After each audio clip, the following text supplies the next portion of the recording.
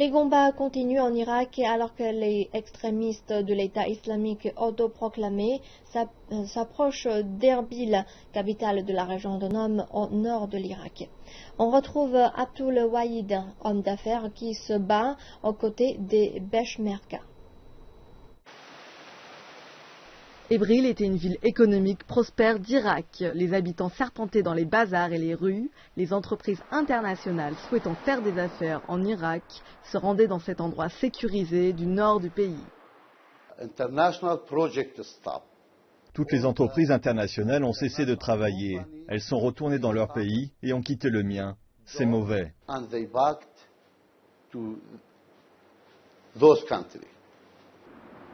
Erbil est une ville d'1,5 million d'habitants. Il y a des gratte-ciel partout. On observe des grues dans toute la ville, promouvant les entreprises occidentales de renom.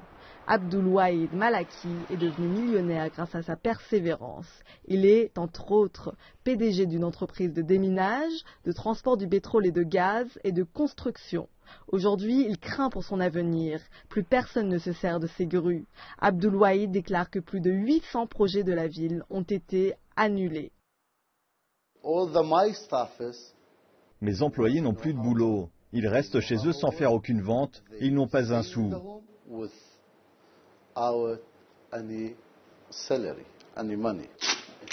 Pendant ce repli économique, de nombreux hommes d'affaires récupèrent leur financement et attendent que les choses changent. Ici, en Kurdistan, c'est différent. Abdul Wahid montre qu'il sait se servir d'une arme. J'ai arrêté les affaires. J'ai rejoint les Peshmerga parce que les Kurdes sont Peshmerga. Je le suis dans les situations de crise.